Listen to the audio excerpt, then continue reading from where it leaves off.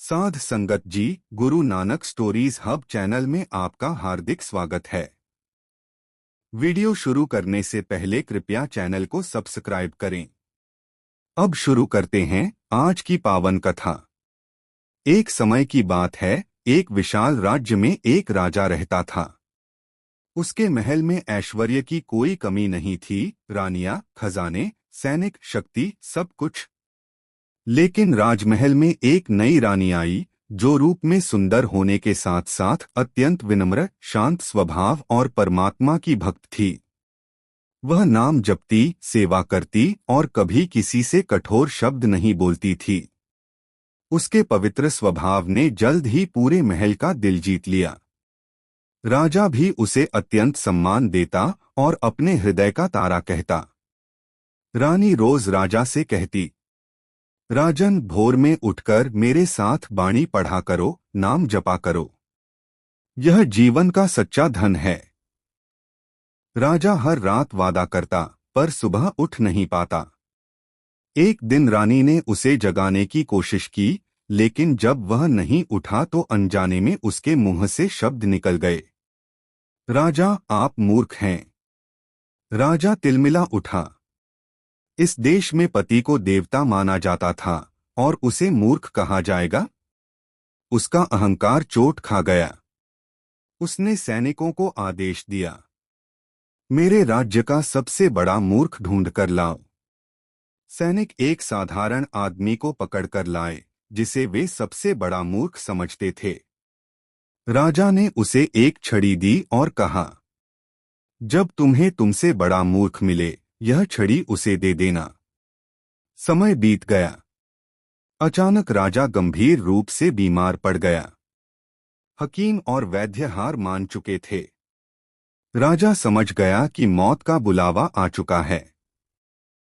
निराश होकर उसने उसी मूर्ख को बुलाने का आदेश दिया। वह छड़ी अभी भी उसके हाथ में थी। राजा ने कहा, मैं अब इस दुनिया को छोड़ने वाला हूं। कोई रास्ता नहीं बचा। मूर्ख ने मासूमियत से पूछा, राजा, जब मनुष्य एक शहर से दूसरे शहर जाता है तो अपना सामान साथ ले जाता है। अब जब आप इस दुनिया से जा रहे हैं तो आपकी रानियां, धन, खजाने सब साथ जा रहे होंगे न? राजा ने दुखी होकर कहा, नहीं, कोई भी मेरे साथ नहीं जाएगा। न धन, न राजपाट, न परिवार, कुछ भी नहीं।